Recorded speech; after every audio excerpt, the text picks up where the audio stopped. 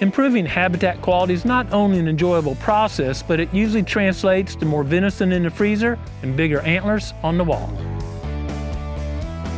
Each property in the neighborhood is a unique environment, and therefore, habitat improvement plans need to be site-specific. A well-thought-out, site-specific plan is the best way to avoid costly mistakes, both in time and resources spent. I recently visited with Chad and toured his 80-acre property, which is just about 20 miles north of the proving grounds. Even though Chad's place is not far from here, the property, the topography, a lot of things are quite a bit different. Chad's place used to be used as a cattle and hog farm, and the neighboring properties are still primarily cattle pasture and small woodlots. Checking it out on onX, one of the first things I noticed is a large ridgetop system right in the center of his property. I knew by studying onX that feature would be a central part of his plan, but nothing beats putting boots on the ground and really understanding how all the habitat types work together. Okay. It's only 80 acres, so I know I can't, No, you're in a good. hold a lot of deer, but I don't know if we're holding, but we can probably put them on your land more than the neighbor's land. Well, that's the idea, I guess, during daylight, right? During daylight hours, yeah. We met up with Chad, and it wasn't long into our tour that I noticed several large honey locust trees. Of course, this is locust here, and The problem is there's a bunch of that. yeah, locust, if you cut it or doze it, it's real bad about root sprouting. I'm sure you've seen that. Like if we just cut that tree off chainsaw, there'd probably be locust saplings all over out here next year. Honey locust trees make a long pod with viable seeds in them, and they spread easily, especially where cattle have been grazed, because cattle will consume those pods when they're hungry and put them out in the fertilizer pile, which usually results in another honey locust tree. If you're not familiar with this species, it makes very long thorns, thousands and thousands of thorns, and they're stout enough we punctured tires on them, and some people have a very bad reaction if a thorn punctures their skin. You've got to kill that with a herbicide. You can use Tordon on locusts. You know, on Tordon, these locusts are so tough to hack and squirt. I mean, that thing's got, 4 or 5 inch spikes on there. Yeah. And you can take Tordon and diesel fuel. We can get you a link for this later if you want, and just spray the base with a hand sprayer from here. Yeah. And you kill that tree. The diesel will penetrate the bark, kind of help carry the Tordon in there. And I strongly suggest killing every one of them standing before you doze or cut. Okay. Otherwise, you'll get 10,000 for one type deal. It's a heck of an investment if you're a locust tree. But Yeah. Yeah. yeah. Do they eat the pods that come off of them? A little, but if people say don't do that, if I had this killed here, just as an example, a couple locusts right in here, and I burnt this, the native vegetation would be way more than the pods falling off. So. Yeah.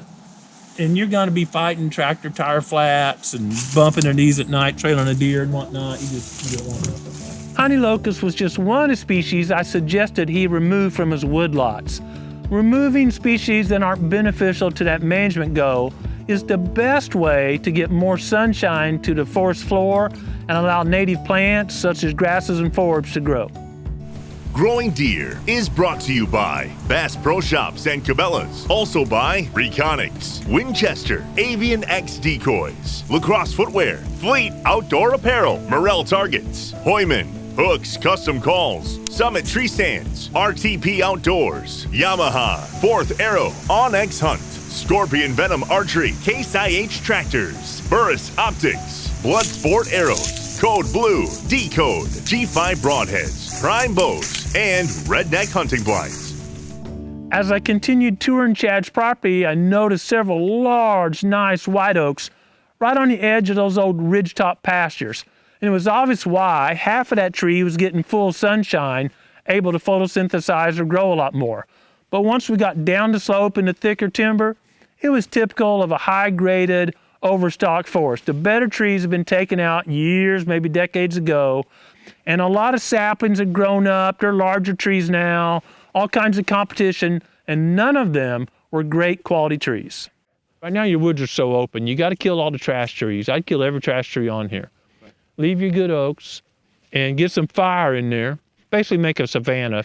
The deer can bed right there. You get the wind right, they're coming right here to feed. And that way you can preserve your tillable land, let's call it tillable, plantable land, it would take a really rare day to hunt that steep area because the wind's just gonna swirl in there. And that's where deer want to bed anyway, but there's no cover there right now. That way they're getting protection all over. And you hunt up here on these high spots where the wind's going one direction, you can predict it and let the deer bed where they want to bed. Timber stand improvement almost always means terminating some trees. Hopefully there's a market for those trees where you live and you can sell them, recover some of the expenses. But if not, you're probably gonna use the hack and squirt technique during the appropriate time of year, and that's kind of July till the leaves start changing colors. Or this time of year when it's a bit more pleasant to be out doing some work, you want to use the double girdle system. We will explain more about double girdle system later, but basically you're girdling the tree 4 to 5 inches apart. That way you're totally severing the cambium or the tree's circulatory system. The top of that tree will die fairly rapidly. Some species will stump sprout more than others. Once the canopy's been opened up a bit, it's always good to back a prescribed fire through that area. Now, Chad's ridges were fairly steep. We don't want to send a head fire through there because it could damage some of the residual trees, but a backing fire won't be much of an issue, and that will help stimulate that native seed base. A huge advantage of steeper areas like at Chad's is that probably hasn't been tilled, and the native seed base is going to be much more intact than a flat pasture land or maybe cropland that's been treated with lots of herbicide through time and plowed a lot, and that's really damaged that native seed base. When we visited with Chad to learn more about his project before touring the property, he mentioned that he felt deer were just passing through, feeding in his food plots but not really hanging around. And that became obvious when we got there because there was no quality cover. But by adding the quality cover component, I believe Chad will have much better results at patterning deer using his property. And we need to utilize all of this for food. We walked out to the food plots and it was obvious a lot of deer was using the food at his property. There was a bunch of sign. And that was encouraging, even though the food wasn't very plentiful at this time. With Chad improving his food plot quality through some better techniques and the native habitat, Chad will be able to feed a lot more deer, which means he'll see a lot more deer and have more hunting opportunities. Chad's plots are what I call lip high. They were literally browsed to the ground just about as close as a deer could get their teeth. Obviously, he needed more food. Now, part of his ridgetop system still hadn't been converted from old pasture grasses and noxious weeds, so it was easy for Chad to expand his food plot system and make it about 3 times larger than it currently is. That food plot system on top of the ridge with those fingers going out in every direction means Chad will be able to hunt no matter the wind direction at his farm. This is a huge asset to have this right here. Okay. But you need to you're not really capitalized on it all right now. And this spring I would, spray, mow, whatever you're into and plant all of this you can. When deer are browsing all the forage being grown, they're limiting the root growth and certainly the above ground biomass. Chad's probably not making a lot of progress in improving the soil quality. Chad's going to switch to using a no-till drill, plant more acres, and plant really high quality blends so those roots can work a lot more magic and they produce more biomass on top of the soil for deer to feed on and to improve the soil's quality. Using that system means Chad will also reduce the amount of labor to establish his food plots, get out of the erosion game, and reduce the need for synthetic inputs. I'm really confident that once Chad makes some pretty good progress implementing this plan, his property will be another hunting gem in the Ozarks. Properties that have well-designed, intense food cover patterns tend to hold a lot more deer and a lot more hunting opportunities than properties that, let's say, have a big block of timber over here and a food source over here. That's certainly a pattern, but it's the same pattern for all the deer on the property. Creating a more diverse habitat pattern can be accomplished by using several different techniques depending on the property itself. As an example, we do a lot of work with southern landowners that have big pine plantations, and it's pretty homogeneous. The same habitat from fence row to fence row, pine tree, pine tree, pine tree.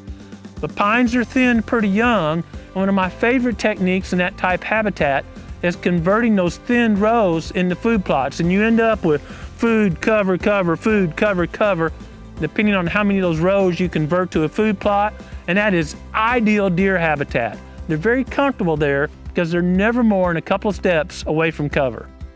An often overlooked huge advantage of that system is when you've got those thin rows, it tends to channelize the wind. And swirling winds, well, that's the enemy of all deer hunters. But you've got these narrow rows, almost like being between skyscrapers downtown a big city. The wind's gonna blow one direction or the other. It's rarely swirling. A hunter can know which way the wind's generically going, figure out how it's gonna be channelized, come in from the other side of the stand, and deer almost never know they're in the neighborhood. The habitat plan we designed for Chad has almost endless opportunities for stand and blind placement. And that's because there's a huge amount of edge, food cover edge, food cover edge, food cover edge. So no matter the wind direction, there's gonna be an ideal place for Chad and his family to hunt. I look forward to hearing updates from Chad and stories of field freezers and larger antlers on his wall.